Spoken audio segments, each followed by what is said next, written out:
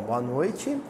Vamos iniciar então mais um estudo nosso do Evangelho de Mateus. Nós estamos no capítulo 12 do Evangelho de Mateus, especificamente no versículo 30. E eu gosto sempre de introduzir os estudos recapitulando a passagem, o que a gente estudou ultimamente, nas últimas semanas. Então nós estamos naquela passagem, uma passagem longa, da cura do cego e surdo e mudo endemoniado. Jesus cura esse homem que sofria com a cegueira, com a mudez, mas também com uma situação de perturbação. Ele não estava no seu juízo perfeito. E Jesus procede a essa cura. A reação da multidão, da turba, das pessoas que acompanhavam, ele é uma reação de espanto, de admiração. Não é assim a passagem? Chegam a chamar ele de filho de Davi, o que era um título messiânico na Judéia antiga, na Galiléia antiga. Mas a reação da turma que antagonizava com Jesus, que se põe na posição de adversários do Evangelho, é uma reação hostil. Então aquela comunidade de doutores da lei, de intelectuais da religiosidade hebraica na época, o colégio farisaico, o partido farisaico, tem uma reação hostil e diz, não, ele não é filho de Davi, ele não é um Messias prometido, coisa nenhuma. E pelo contrário, ele é da horda, da falange dos demônios de Beelzebu. Ele é um ser demoníaco. Por isso que esses demônios obedeceram ele. Porque ele é um diabão. Essa é a reação hostil. Geralmente Jesus, engataria uma terceira, e segue dama, Mas essa ocasião, Cristo achou que era uma ocasião oportuna para pontuar alguns componentes do entendimento do Evangelho muito duros. O discurso de Jesus para a multidão e para esse grupo de fariseus antagonistas é um discurso duro. Ele fala primeiro sobre o compromisso que a presente geração, no caso daquela época, mas isso se aplica a nós também. Compromisso que a geração em curso tem com as gerações que virão. Elas receberão o mundo físico e o mundo social ou psicossocial que nós legarmos para elas. E esses espíritos que reencarnarão no futuro, em gerações subsequentes, eles assumirão, segundo Cristo, uma posição de juízes. Eles vão ter uma opinião a respeito do nosso tempo. Assim como nós temos uma opinião a respeito do século XIX, a respeito da Idade Média, a respeito da Antiguidade. Nós sabemos reconhecer o que havia de positivo na Europa do século XVI, o Renascimento artístico e tal, mas sabemos também o que tinha de horror naquele período, os processos inquisitoriais na Península Ibérica e coisa e tal. É o chamado julgamento histórico. Jesus alerta quanto a isso. E aí, para poder enfatizar esse alerta, qual é a estratégia individual que cada um deve adotar para mudar esse paradigma, para deixar de herança para gerações posteriores alguma coisa de positiva? Jesus alerta para o combate íntimo, para a vigilância íntima. E aí ele dá uma metáfora genial, uma metáfora que é recorrente no Evangelho. Nós já falamos disso milhares de vezes aqui, A metáfora da casa. Então, o mundo mental de cada um, Gustavo? A gente viu já semana passada, é a casa. E essa casa, ela pode ser visitada de bom grado e com o nosso consentimento por uma entidade, um espírito, um amigo querido, desencarnado ou encarnado, quando nós acolhemos uma sugestão positiva de alguém que nos queira bem. Um bom dia fraterno, votos de saúde, de paz, a gente acolhe isso nos faz bem. Porém, também nós acolhemos pensamentos e sentimentos negativos, provenientes de outros encarnados, mas também, isso é uma perspectiva espírita, é o olhar espírita sobre o Evangelho, nós acolhemos também sugestões mentais de desencarnados. de espíritos desencarnados. E isso é algo específico do conjunto de crenças do movimento espírita. É como nós entendemos. E aí o exemplo, a metáfora que Jesus usa é genial, porque ele fala, olha, uma casa, mesmo que seja a casa de um homem forte, pode ser invadida, isso a gente viu no versículo 29, nós vimos isso 2 semanas, né? O mesmo versículo, 2 semanas. Essa casa, mesmo sendo de um homem forte, pode ser invadida, esse homem forte pode ser amarrado, atado, e a casa toda saqueada. O que Jesus está dizendo com essa metáfora, com essa parábola? Que mesmo a mente, a casa mental de alguém que tenha bagagem espiritual, que tenha conhecimento espiritual, que tenha uma vivência religiosa, mesmo essa casa mental, ela pode se ver numa situação de desequilíbrio, de perturbação. E aí ninguém duvida dessa interpretação, nem questiona ela, porque isso é o nosso dia a dia, né, gente? Nós somos religiosos, nós nos interessamos por espiritualidade, nós aqui do grupo especificamente estudamos isso toda semana, o pessoal de casa, da internet acompanha isso toda semana, então nós já temos uma bagagem espiritual. E aí eu pergunto, o questionamento que eu me fiz, isso nos imuniza 100% contra o assédio espiritual e contra situações de desequilíbrio? De modo algum. De modo algum. Antes de vir para cá, para essa reunião, eu zanguei bravo com a minha mãe ia ficar com o Francisco, eu zanguei bravo com ela, porque ela esqueceu de dar a vitamina do Francisco nos últimos dias. Fiquei zangado, fiquei bravo com ela, briguei com ela, ela humildemente abaixou a cabeça, aí eu fui tomar banho, e é impressionante como o banho, eu tomei um banho gelado, né? Um banho esfria a cabeça da gente, a gente volta ao nosso juízo e a gente percebe, nossa, olha, eu preparei agora é mesmo um estudo, vou ficar 1h30, 1h20 falando do Evangelho e tive um momento de perturbação.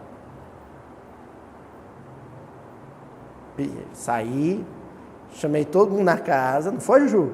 Falei, vamos fazer uma prece que eu estou precisando, eu estou perturbado. Fizemos uma prece, eu pedi desculpa para minha mãe, ela, graças a Deus, me desculpou, senão eu estaria arrasado, ela me desculpou, óbvio, o coração que a minha mãe é especial, e eu vim para cá, poucos minutos antes de vir para o estudo. Então, os homens fortes da casa mental a que se refere Jesus, no versículo 29, não estão imunes. E sabe qual que é o patinho que vai cair mais fácil na armadilha? Aquele que, porque é um homem forte, porque tem muita bagagem espiritual, se acreditar invulnerável, blindado. Esse é o que vai cair primeiro.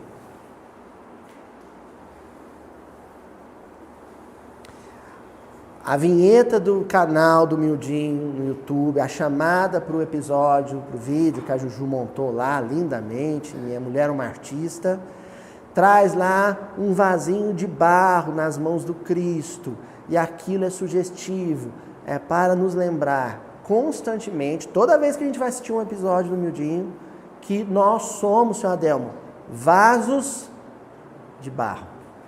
E o que acontece facilmente com um vaso de barro? Na melhor das hipóteses, trinca. A gente não pode sair das mãos do Cristo em momento nenhum. Nas mãos dele, está tudo garantido. Mas se a gente sair das mãos do Cristo, somos muito vulneráveis. Psicologicamente muito vulneráveis. É muito fácil tombar a gente. Muito fácil. Tá ok? Vamos para o versículo de hoje? Que Jesus vai continuar na mesma linha. Mateus, capítulo 12, versículo 30. Quem não está comigo é contra mim. E quem não ajunta comigo, espalha. Esse é o versículo hoje do Evangelho de Mateus, nós vamos analisar. Bom, quem não está comigo é contra mim. Essa primeira parte, essa primeira porção do versículo, nós já analisamos antes. Em ocasiões em que nós enfatizamos bastante, né? como certos pontos de vista, certas perspectivas.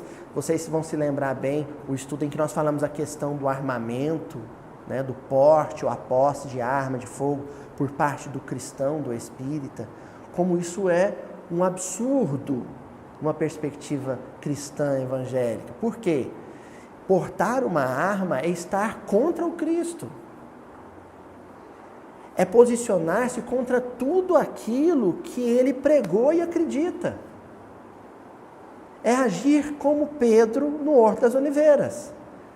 E qual foi a recomendação? Não, a ordem que Jesus deu para o discípulo na ocasião. Guarda a espada, mete a tua espada na bainha. Então, estar contra Jesus, quem não está com Jesus, quem não se alinha com o pensamento do Cristo, quem não comunga desses ideais de paz, de serenidade, de compreensão, de entendimento, de harmonia coletiva, se opôs ao Evangelho. Sem perceber, e às vezes frequentando um templo religioso, é um baita de um adversário do Evangelho. Olha, sem perceber, Eurídice, às vezes fazendo palestra, às vezes fazendo sopa fraterna, às vezes fazendo enxoval para mãe solteira, para mãe carente, às vezes dando passe na cama de passe, a gente se comporta como um autêntico adversário de Jesus.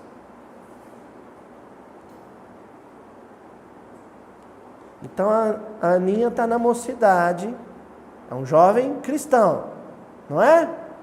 Aí chega uma colega na mocidade, com uma roupa diferente, ela cutuca o outro colega e fala, olha o tanto que aquela menina é indecente, olha o jeito que ela vem no centro. Jesus faria um comentário desse? Vocês conseguem imaginar Jesus cutucando o Pedrão e falando, olha a Madalena chegando, essa mulher aí não vale nada. Vocês conseguem imaginar Jesus? Vocês conseguem imaginar Jesus conversando com Tiago, com João, na beira, no mar da Galileia, sobre, sei lá, sobre os irmãos dele, a mãe dele, e eles chegando, ele parou o assunto, chegou o assunto. Vocês conseguem imaginar? Então, quando a gente se comporta de forma maledicente, por exemplo, se a gente não está com Cristo, a gente está contra o Cristo. Se eu não guardei o silêncio oportuno, fraterno, condizente com o evangelho que eu estudo, não tem meio termo, não tem em cima do muro. Ou é com Cristo, Tonzinho, ou é contra o Cristo. Não tem morno. Está lá no Apocalipse, né? Uma passagem interessante do Apocalipse. Nós já comentamos aqui em outra ocasião, né? O anjo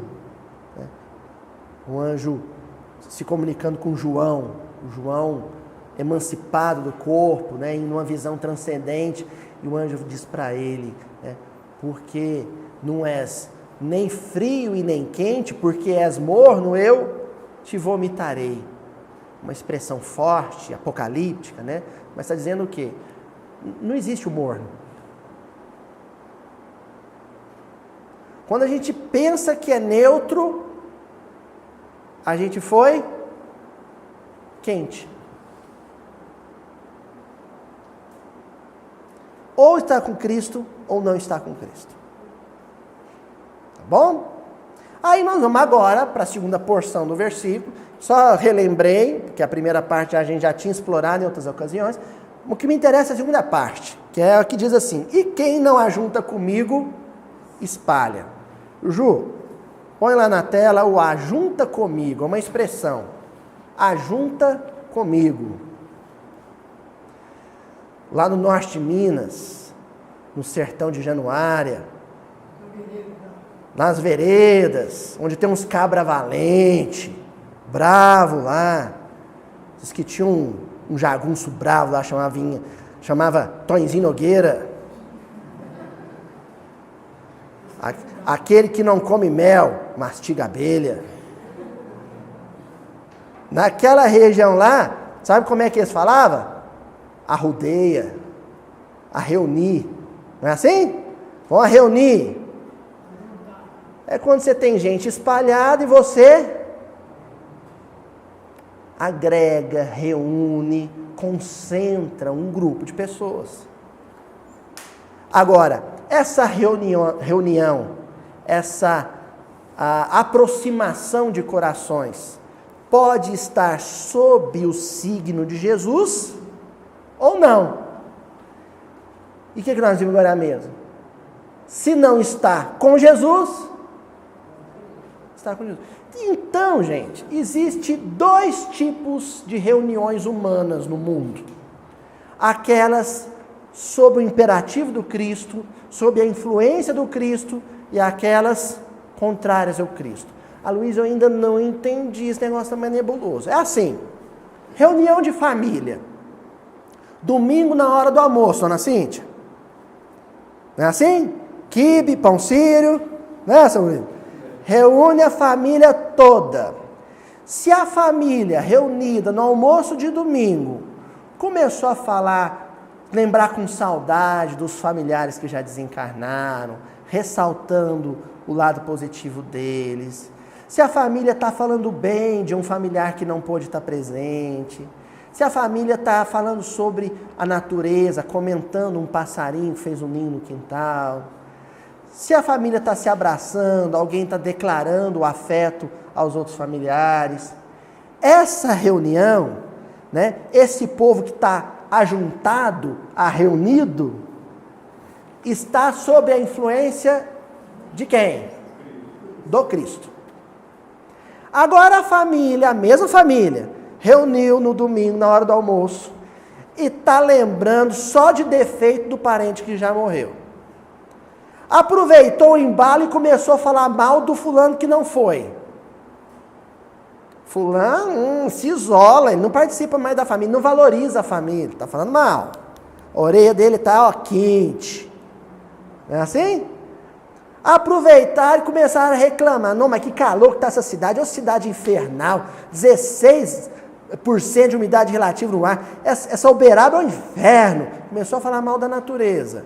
Dá um pouquinho e começa um bate-boca entre os que estão presentes. Estão com Cristo? Então estão contra Ele. Mas é sério assim, Luiz? Sim, porque quando um grupo de pessoas se reúne e todas estão cultivando o mal, elas estão espargindo na atmosfera miasmas, matéria pestilenta, matéria mental, nódoa, escura, tóxica na atmosfera. Então existe a poluição que a gente causa com o monóxido de carbono que sai do carro, do escapamento, mas existe também a poluição psíquica com a qual a gente colabora quando cultiva o mal. Uma família reunida falando o mal, cultuando o mal, é uma chaminé jogando pó químico na atmosfera. Não é, Tonzinho? É óleo queimado. É fuligem. Aí o ambiente daquela casa fica asfixiante. Sabe? Se tiver muito álcool, então, aí solta a língua, né? O álcool solta a língua. Aí não presta, né, Ana? Aí fala... E o Duque depois nem remorso não consegue ter, porque não lembra o que fez. Esses dias eu comentei com a Ju, falei assim, Ju, só tem remorso quem tem lucidez. Quem não está lúcido não sofre. O álcool vira um álibi. E isso nós estamos mencionando a questão familiar. Mas nós vamos tocar em outras questões mais densas. Bom, no Livro dos Espíritos, na questão 417, Kardec pergunta o seguinte: podem espíritos encarnados reunir-se em certo número e formar assembleias? Essa reunião de espíritos encarnados que eu mencionei, por exemplo, o almoço de domingo em família, existe algo correspondente quando a gente fala de desencarnados? Óbvio, claro. E todas as regras, a lei que vale para a reunião de encarnados, vale para a reunião de desencarnados. Do mesmo jeito que um grupo de encarnados conversando fiado intoxica a atmosfera do planeta, um grupo de desencarnados conversando fiado, falando mal da vida dos outros, intoxica a atmosfera do planeta. Do mesmo jeito. A resposta dos benfeitores. Sem dúvida alguma, os laços antigos ou recentes da amizade costumam reunir desse modo diversos espíritos que se sentem felizes de estar uns com os outros. Existem amigos que se gostam, mas que se reúnem para fazer o mal? Sim. Claro. São parceiros, são cúmplices no mal. Olha o que os benfeitores estão dizendo. Laço de afinidade não implica necessariamente em positividade. As pessoas se reúnem por afinidade de ideias, de sentimentos, de ideais, de sonhos, de planos em comum, mas não necessariamente essa afinidade que as aproxima e que faz com que elas andem juntas, sempre, necessariamente é uma coisa boa. Pode ser que não. Pode ser que sim. Uma coisa que a gente tem que ponderar. Existem pessoas que eu amo profundamente, mas com as quais eu não tenho um pingo de afinidade. É ou não é?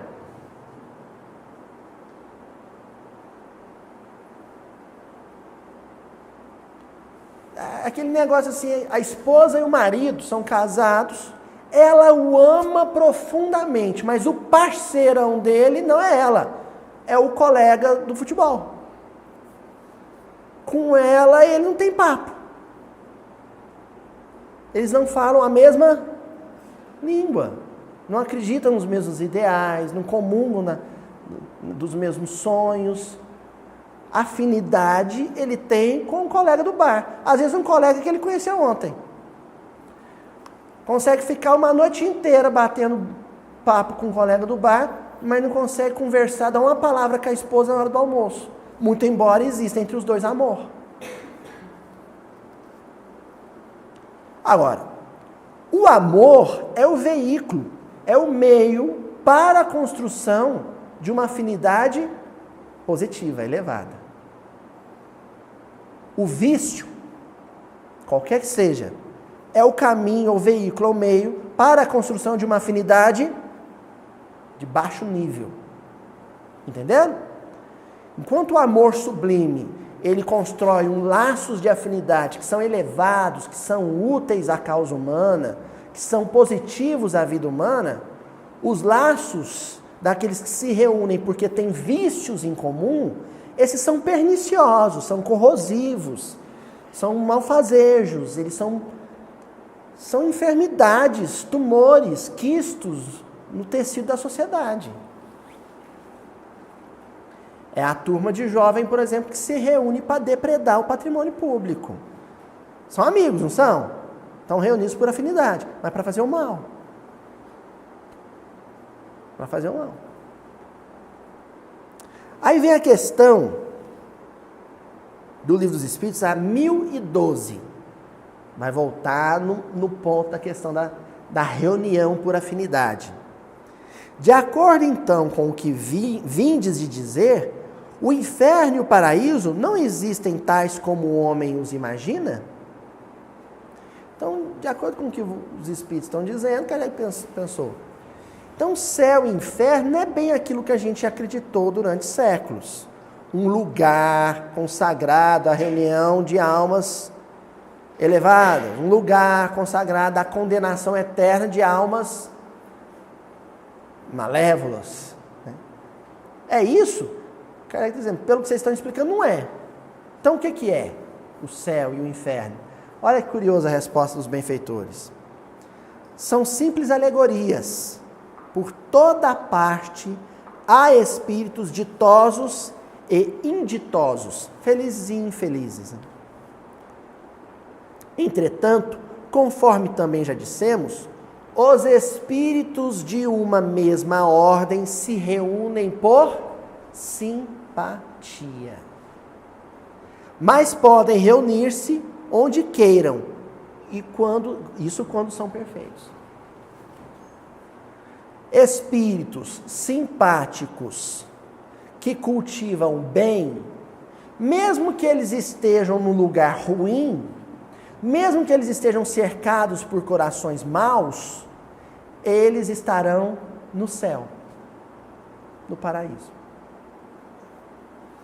Porque paraíso, para eles, é estar junto com quem cultiva o amor e a verdade junto com eles. Não importa onde estejam.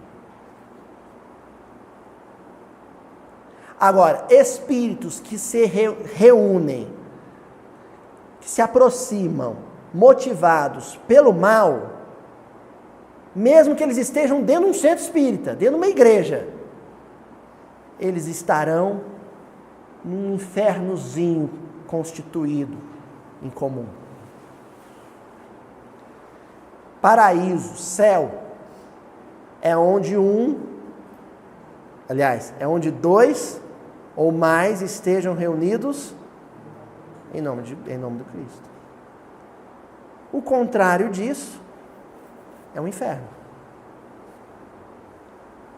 A gente chega a dizer, de certos lugares, tal Biboca é um inferninho. A gente não fala isso? Aquele barzinho que tem lá perto de casa, na esquina lá de casa, seu Murilo, aquilo é um inferninho. Mal sabemos nós que tem muita tarefa espírita, muita reunião espírita dentro do centro que se transforma num inferninho. De maledicência, de incompreensão. É ou não é? Então é isso que a gente tinha para comentar a princípio sobre o chamado a reunir, a juntar com. O Cristo está afirmando ali que quando um grupo de pessoas se reúnem por afinidade, por simpatia, e aquilo que as conectam umas às outras é o amor pelo Evangelho, é o compromisso com Cristo, ali ele vai estar reunido junto com essas pessoas. Elas estão ajuntadas com Ele. Jesus está entre elas. Quando isso não acontecer, quando um coração não se afiniza com a falange do Cristo, com a turma do Cristo, com a turma do Evangelho, ele se afasta de ideais da vida que são muito nobres. E, consequentemente, se distanciando da luz, ele está se aproximando da sombra. Gente, é uma questão geográfica. Agora, aqui em Uberaba, nesse exato momento, é noite. Do outro lado do globo, é dia. Se você pega um avião e começa a se afastar da porção iluminada da Terra, automaticamente você está se aproximando de qual parte? A escura. Se você começa a se distanciar do Cristo, automaticamente você está se aproximando daquilo que há de pior na existência humana. Isso é uma consequência, é inevitável. E aí o que acontece com este? Vem a palavrinha que a Juju vai colocar na tela agora. Ele espalha. Eu deixei mais tempo para essa palavrinha, porque aqui nós vamos ter que falar em grego agora. Tem que falar um pouquinho em grego. É o seguinte. A palavra no texto grego que aparece e que aqui foi traduzida por espalha é skorpizó. Em grego, skorpizó. Skorpizó, traduzido, espalha. É como aparece no dedo grego, no texto grego. Essa palavra, escorpizó, lembra o nome de algum artrópode? Escorpião. Exatamente. Escorpizó, a palavra grega escorpizó, e a palavra grega escorpios, ambas, elas são primas, elas têm uma raiz em comum. Elas têm o mesmo radical linguístico. Escorpizó e escorpios têm o mesmo radical linguístico. Skerpos, que quer dizer penetrar, mas é uma situação específica. É quando o ferrão penetra a carne e espalha o que no organismo? Veneno. Olha. Por isso que elas têm a mesma origem. Quando o escorpião introduz, aferroa, penetra a carne da vítima, o corpo da vítima, com o seu ferrão, o veneno fica ali. O que acontece com o veneno? Ele espalha. Então, aqui vai acontecer uma coisa genial. Eu já desconfiava disso há muito tempo, mas ultimamente, conversando com os amigos da equipe que ajuda a preparar o miudinho, lendo alguns livros, eu tenho quase que certeza do que eu já desconfiava. Quando Jesus falava em aramaico, ele já falava pensando, sabendo que um dia o dito, aquilo falado por ele, seria escrito em grego. É genial. Genial. Ele falava em aramaico, mas ele falava de um jeito que depois, quando a fala em aramaico virasse o texto em grego, também funcionaria. E funcionaria com nuances. Funcionaria com alguns malabarismos linguísticos, que é o que acontece aqui. Porque Jesus está falando, sim, do espalhar, do desagregar, do penetrar de uma forma nociva, mas a pessoa chegando num grupo. A pessoa que não comunga com Cristo, a pessoa que não pertence à pleiade do Cristo, à família espiritual do Cristo, onde ela chega, sabe o que ela é muito habilidosa para fazer? Strike. Já repararam isso? Ela penetra um grupo, pode ser o ambiente do trabalho, pode ser um grupo espírita, pode ser o ponto de ônibus. Ela chega, e onde ela chega, ela desagrega, ela desestrutura os laços, ela problematiza as relações a tal nível que as pessoas começam a trabalhar, agir umas contra as outras, por causa da presença daquele sujeito. Vocês conhecem gente assim? É a chamada pessoa tóxica. Não é?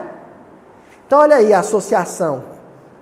Ela penetra, e onde ela penetra, a nocividade dela, a toxicidade dela se espalha, como se fosse um veneno. Agora, sabe por que ela consegue isso? Porque ela consegue aferroar corações, pensamentos, através de uma coisa chamada palavra. Ela diz algo para a dona Joana assimila o que foi dito e aquilo começa a penetrar a estrutura perispiritual da dona Joana como se fosse um veneno, escorpião.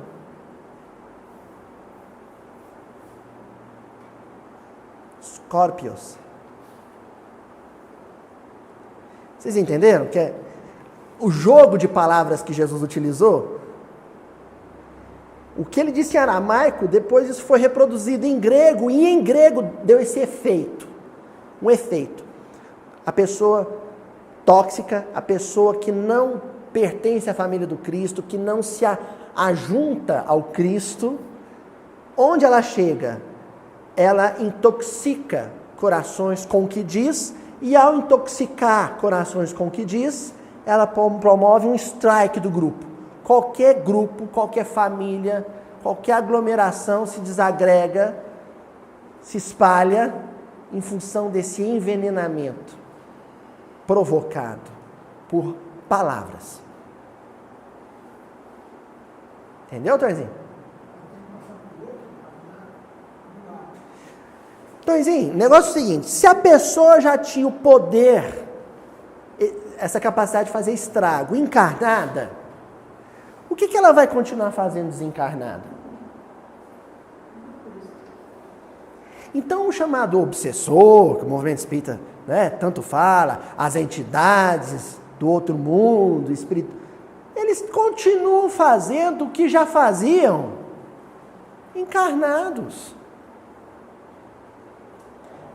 E é onde a gente lança o holofote de análise, o spot de análise sobre a nossa própria personalidade. É onde você tem que se examinar e falar: será que eu estou agindo assim? Será que eu sou uma pessoa tóxica? Será que onde eu chego, com o que eu falo, eu intoxico as pessoas ao ponto de jogar umas contra as outras? Se a resposta for positiva, se eu descobrir que eu tenho esse dom, pode ter certeza que se eu desencarnar amanhã, eu vou continuar fazendo isso. Exatamente isso. Escorpiões. Quem não está com Cristo, quem não se reúne com Cristo, é invigilante. Porque é invigilante, não filtra o que fala. E porque não filtra o que fala, aferroa, pica os outros, como se fosse um escorpião. E ao fazer isso, joga um coração contra o outro e as pessoas se espalham, se desagregam, famílias são destruídas, nações são intoxicadas com a força do discurso. Vamos ver o que o André Luiz tem a dizer sobre isso? Um livro que eu indico, aliás, 2 livros, eles são irmãos: Instruções Psicofônicas e Vozes do Grande Além. O que tem de tão especial nesses 2 livros? Os 2 livros foram concebidos através da psicofonia do Chico. A gente usufrui muito da psicografia dele, né? A escrita do Chico Xavier. Esses 2 livros, o Chico dava passividade, ele falava, e o senhor Arnaldo Rocha, com um gravadorzinho, dado pelo Pastorino, Carlos Torres Pastorino, um gravadorzão, aliás, gravava a comunicação que o Chico dava psicofônica. E depois, o senhor Arnaldo Rocha transcrevia isso, esse livro. E aí lá no Instruções Psicofônicas tem uma comunicação do André Luiz, capítulo 9, intitulada Na Esfera da Palavra. Então, nós vamos ler assim, vários trechos dessa lição, porque é um médico falando sobre envenenamento, né? É um técnico. Um médico, doutor André Luiz, falando sobre intoxicação por envenenamento. E ele começa dizendo assim: certa palavra delituosa foi projetada ao mundo por uma boca leviana, e em breves dias, desse quase imperceptível fermento de incompreensão, nasceu vasta epidemia de maledicência. A tradição hebraica, no século I, a expressão usada era Lashon Hara, em hebraico. Lashon Hara é o famoso boca do inferno, boca maldita.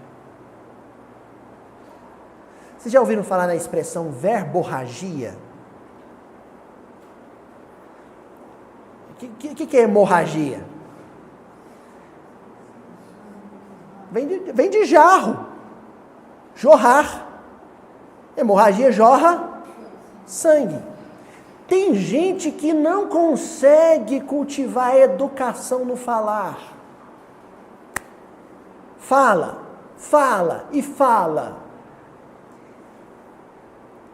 E muitas vezes, frequentemente, porque fala muito, sem filtro, sem pensar no que está falando, fala intoxicando.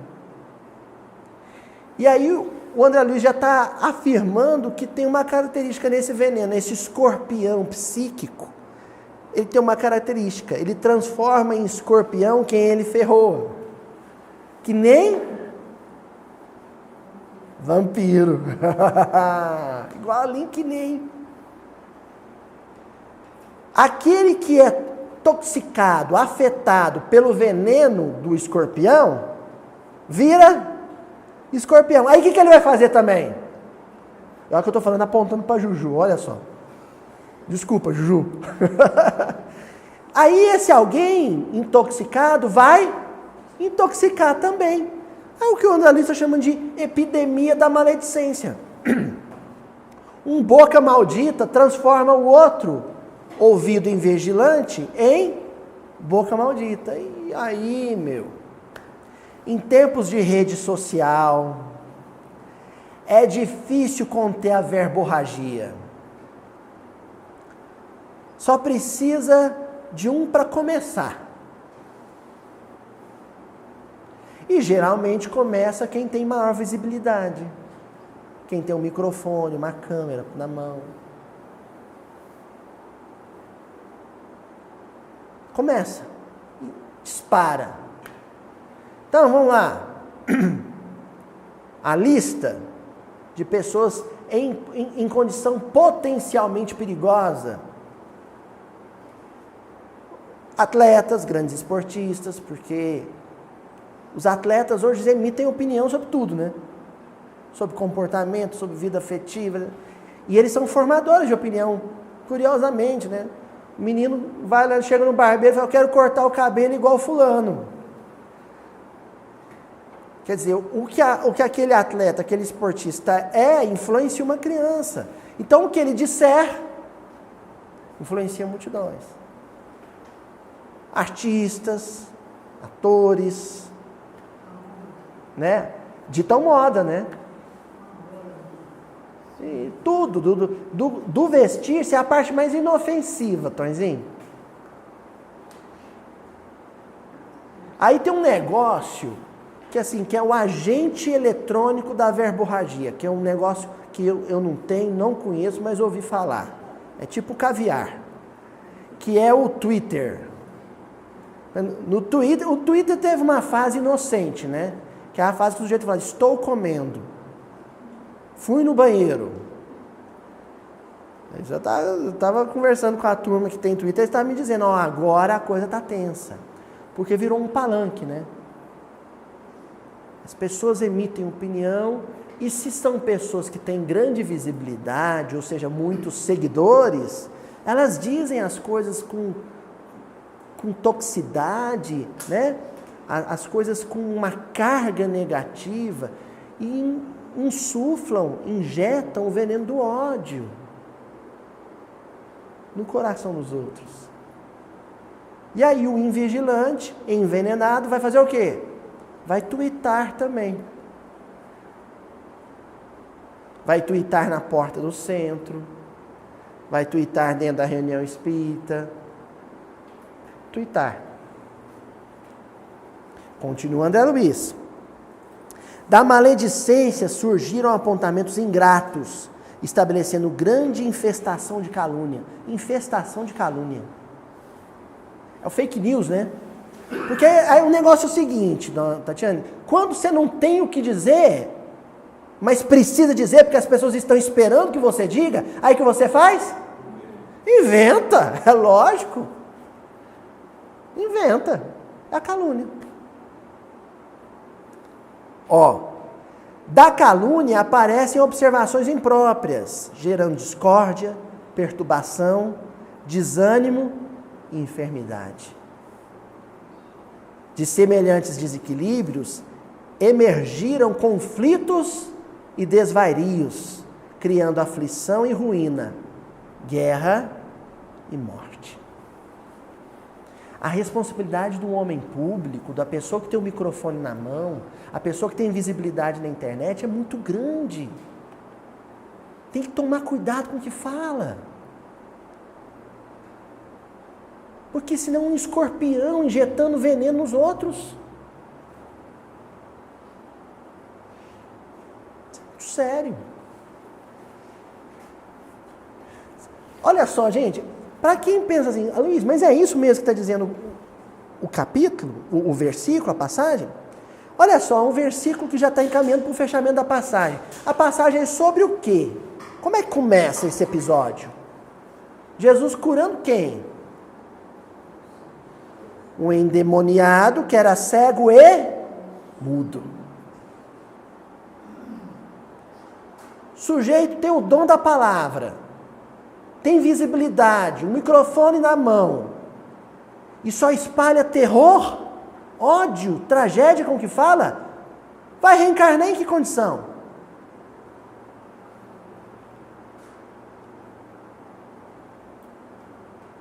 Vai perder o dom que usou mal. Vai perder o dom que usou mal. Ó, meus irmãos, para o médico desencarnado, verbo mal conduzido é sempre a raiz escura de grande parte dos processos patogênicos que flagelam a humanidade. O verbo mal conduzido é responsável por doença coletiva. A pessoa que fala mal, a pessoa que fala o mal, ela adoece uma coletividade inteira. Adoece. Gera tanta tristeza, tanto desalento. E aí as pessoas são envenenadas em duas perspectivas. Eu quero destacar isso porque é os dois perigos. Então eu cheguei aqui no miudinho, aproveitei que eu tenho a câmera, e o medo que eu tenho agora de alguém ir lá cortar e pegar só essa parte do que eu vou dizer, mas é só um exemplo, tá bom? Eu chego aqui e falo para vocês assim, é o seguinte, o mal de Uberaba são os gatos. Uberaba está sofrendo com a ameaça de uma epidemia de doenças por causa dos gatos. Então, para salvar Uberaba, a gente tem que eliminar o quê? Os gatos. Vai ter dois tipos de pessoas intoxicadas nessa assembleia aqui, ou o pessoal que está assistindo na televisão. A turma que vai concordar comigo e que vai sair pela rua fazendo o que com os gatos? Maltratando, matando os gatinhos. Foi afetado pelo veneno? Foi. Mas tem a turma também que vai ficar o quê em relação à minha fala? Indignada. Como é que ele fala um absurdo desse? Como é que esse Aloysio fala um negócio horrível desse? Que maldade! Essa pessoa foi o quê? Envenenada também. Uma foi envenenada porque vai começar a odiar os gatos. A outra vai ser envenenada porque vai começar a odiar o Aloysio. Entenderam? Tá ok? Ficamos todos intoxicados, envenenados com a verborragia daquele que conduz mal a palavra. Continua André Luiz. Oi.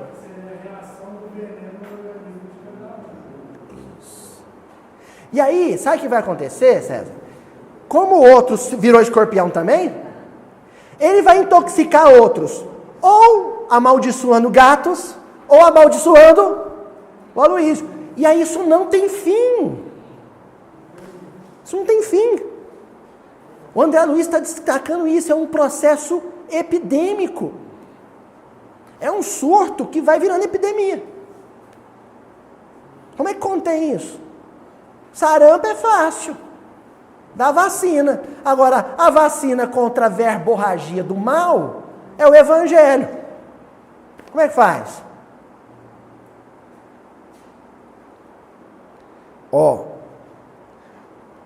Bocas reunidas na exaltação do mal assemelham-se a caixotes de lixo, vazando bacilos de delinquência e desagregação espiritual. Chorume. Eu vou, depois a Juju, quando postar, a gente coloca na descrição essa frase, entre aspas, André Luiz. Porque aí o pessoal que falar que eu estou pegando pesado, fala assim, não, o André Luiz falou que nós temos boca de bueiro. Falou que nós temos boca de lata de lixo. Que quando a gente abre a boca para dar opinião política, só sai chorume. Quando a gente abre a boca para comentar a vida familiar do outro, só sai podridão.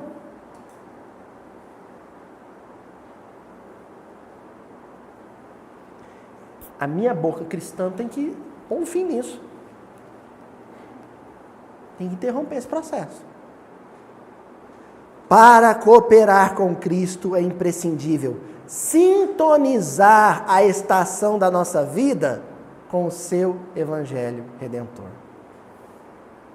Então, se a rádio que eu estou pegando ali, Tonzinho, é uma rádio que fala o mal, repete o mal, reproduz o mal, prega o mal, alimenta, nutre o mal, para eu não ficar sendo envenenado por ela, sabe o que eu tenho que fazer com a rádio? Mudar de sintonia. Gente, aprende uma coisa sobre a tradição do circo. O palhaço só vai pro picadeiro e faz palhaçada quando tem plateia. Quando tem audiência. Quando não tem, ele não usa roupa de palhaço. Você vai pro cantinho dele lá.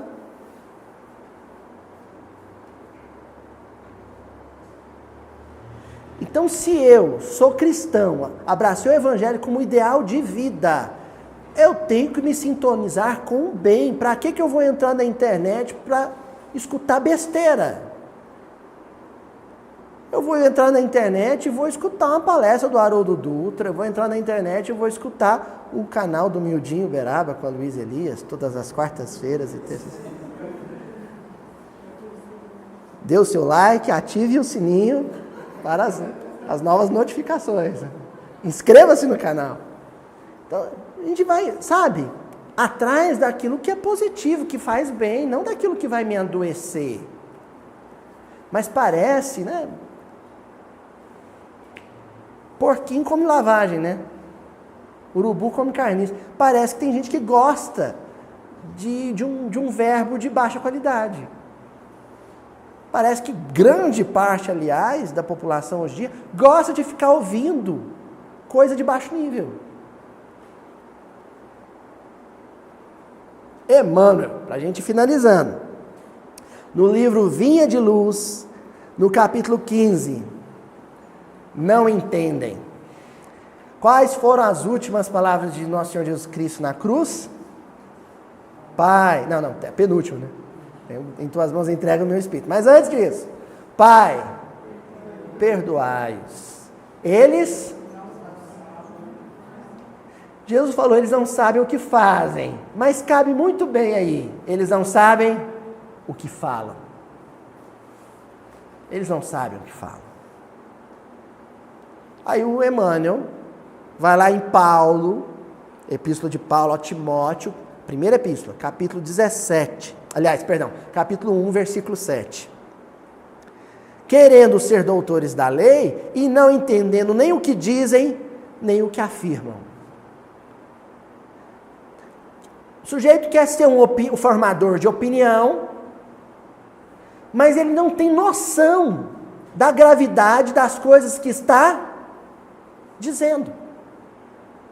E porque ele não tem noção do impacto negativo que isso pode ter na vida das pessoas, o quanto isso pode ser, aquilo que se diz, pode ser gasolina no fogo,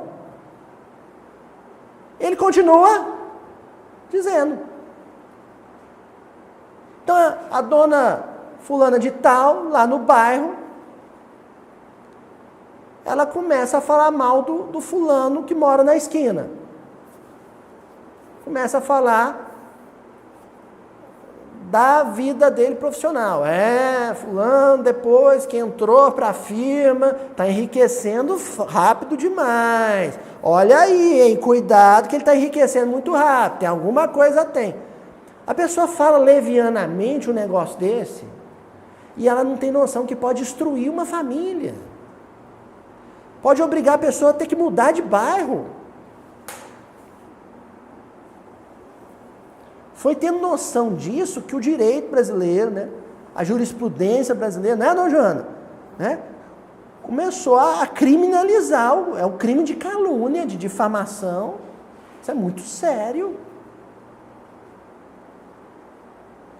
Só que hoje em dia, numa sociedade tão jurídica quanto a nossa, né, tudo é processo com isso aqui, né?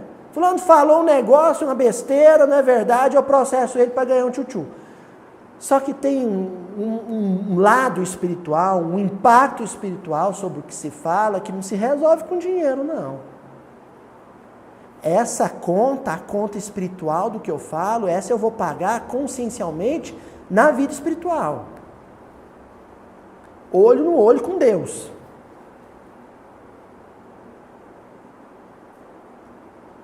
Deus vai olhar no meu olho, consciencialmente, né? Uma alegoria consciencial. Deus vai olhar no meu olho e vai perguntar: o que fizeste do canal no YouTube que te confiei? O que fizeste do Twitter que te confiei? O que fizeste do WhatsApp que te confiei? Do microfone do palanque que te confiei? Da coluna no jornal que eu te confiei? Da tribuna espírita que eu te confiei? O que fizeste?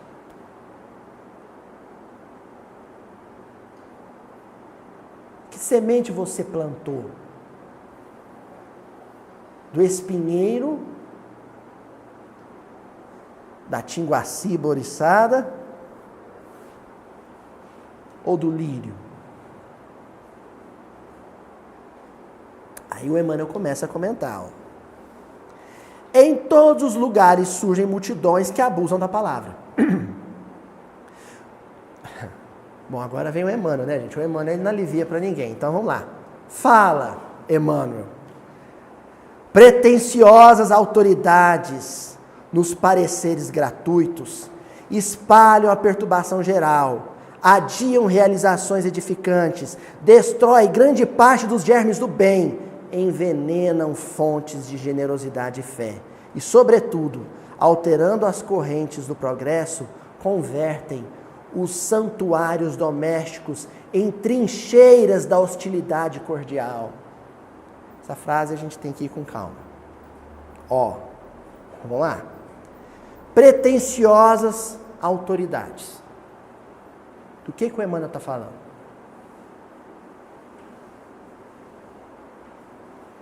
O Emmanuel está dizendo assim: olha, e esse homem aqui, esse espírito, foi senador do Império Romano.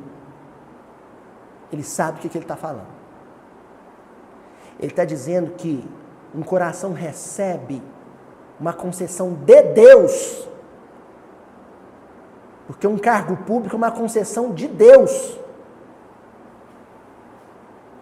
A democracia, nossa, é um ensaio para a vida futura.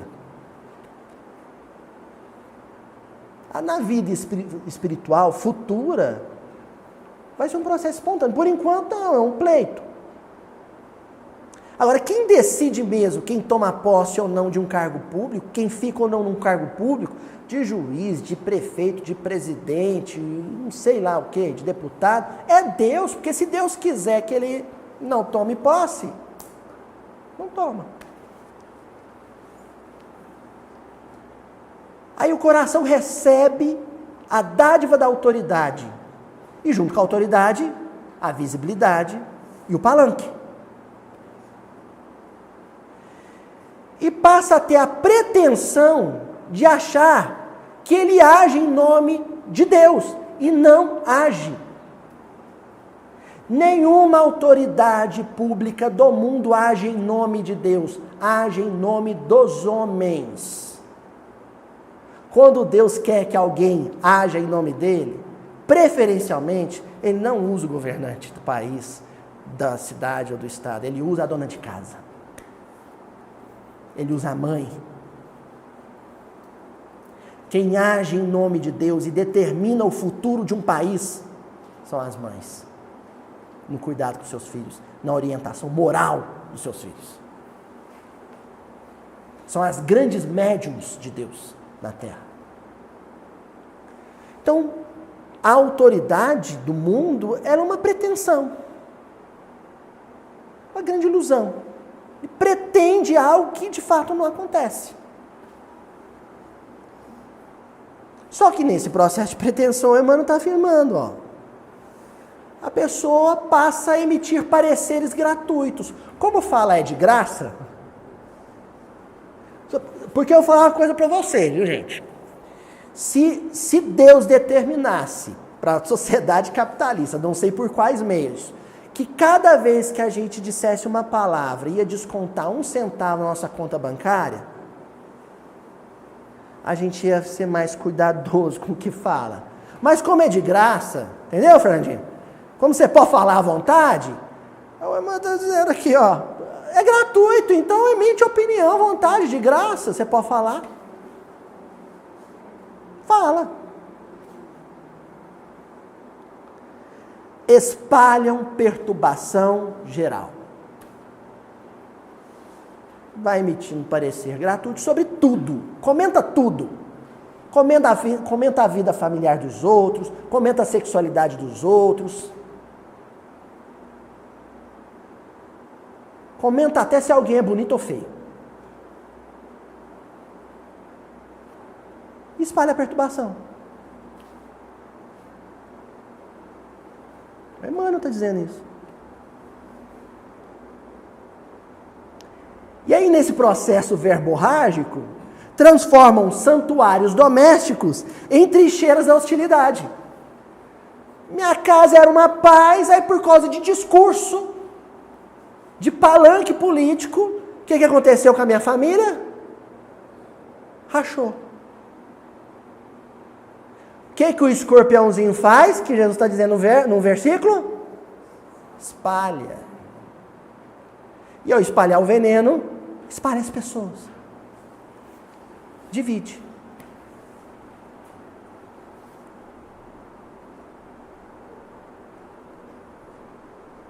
São esses envenenadores inconscientes que difundem a desarmonia, não entendendo o que afirmam.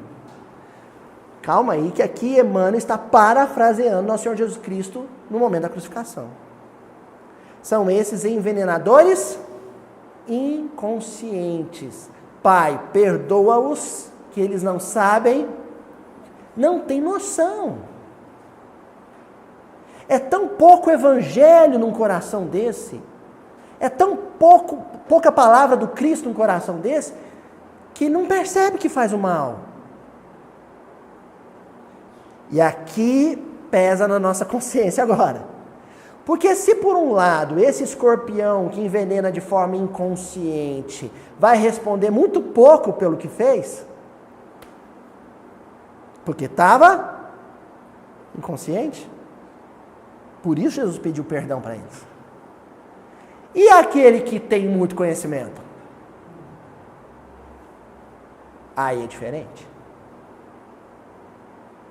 Aí o papo é outro. Que difundem desarmonia, não entendendo o que afirmam, não tem noção do estrago que está fazendo. Dizem que um daqueles pilotos que sobrevoou Hiroshima e Nagasaki, né? Ele não tinha noção do estrago que aquela bomba ia fazer. Né? Sobrevoou, soltou a bomba, depois pousou, aí foi ter notícia. Quando teve noção do que tinha feito, ficou doido.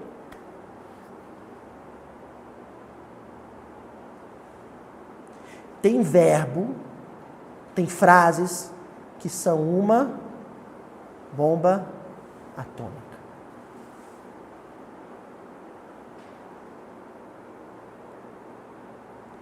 Quem diz, porém, alguma coisa, está semeando algo no solo da vida. E quem determina isto ou aquilo está consolidando a semeadura. Olha o que o Emmanuel está dizendo aqui. Existe quem fala e existe quem escuta. Quem fala diz assim, faz isso. E quem escuta? Faz. Um vai ser responsabilizado porque sugeriu, porque deu a ideia. E o outro? Porque executou. Então, gente, o Aloísio hipotético aqui da minha parábola, ele vai ser responsabilizado porque culpabilizou os gatos. E quem matar o gato vai ser responsabilizado porque matou o gato.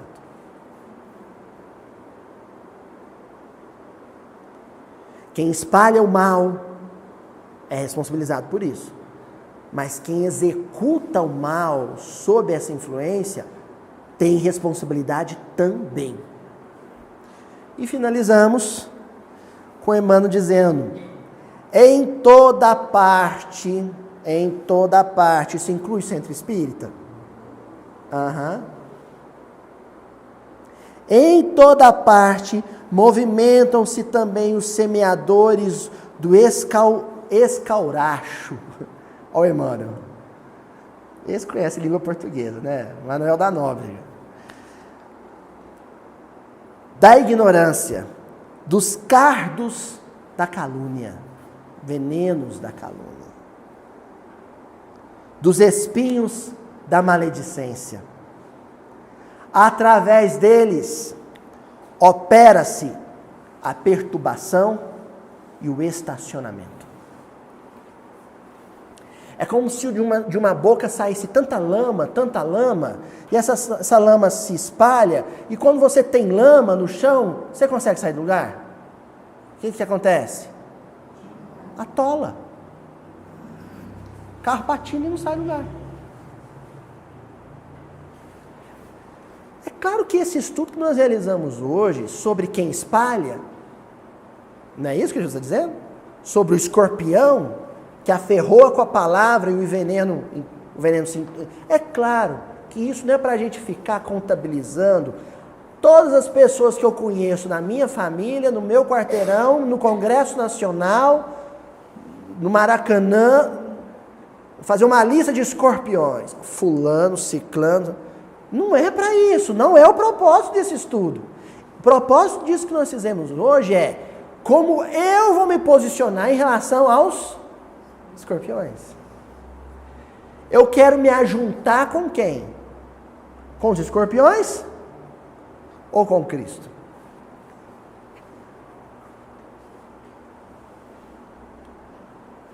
Então, vigilância. Sabe, a vigilância. Quando eu e a Juju, a gente mudou para a casa que a gente está morando aqui, a gente foi muito preocupado, porque a Juju estava grávida já do Chico, e nós descobrimos que ali na rua, e na própria tinha uma infestação de escorpiões. Aí a gente descobriu que esse bicho... A Juju tem uma teoria. Segundo a Juju, os escorpiões são alienígenas. Com nanotecnologia. A teoria da Juju. Porque é um bicho muito doidão. Vocês sabiam que o escorpião, ele é capaz de ficar imóvel, assim, ó, quase um ano, sem precisar se alimentar. Você acha que ele está morto? Não está não, viu? É um bicho realmente terrível. E aí nós fomos estudar como é que a gente fazia com o escorpião. Não adianta veneno. Não adianta você combater o escorpião. Né? E tem a turma que vai falar, para que envenenar o escorpião? Que falta de caridade com o bicho. Né? Você sabe como é que você faz para combater o escorpião? Acaba com a cadeia alimentar dele. Primeiro, você tem que não deixar comida, resto de comida na pia, nem no prato, nem o lixo aberto. ter hábitos de higiene na casa, limpar ela periodicamente. Aí se você tiver uma casinha limpa, não vai ter barata. Se não tiver barata, não tem escorpião. Hã? Casa limpa. Deixa o raio do sol. Deixa o beija-florzinho do quintal. Deixa o riso do seu filho higienizar sua casa mental. Aí escorpião nenhum vai morar dentro dela. Tá bom? Então até a semana que vem. Tá passando por uma tempestade, tá atravessando um nevoeiro, tá no meio de um terremoto. Paciência, espera a coisa chegar num ponto em que a partir dali tudo vai mudar na sua visão. E você vai passar a olhar qualquer ganho, qualquer migalha como um banquete.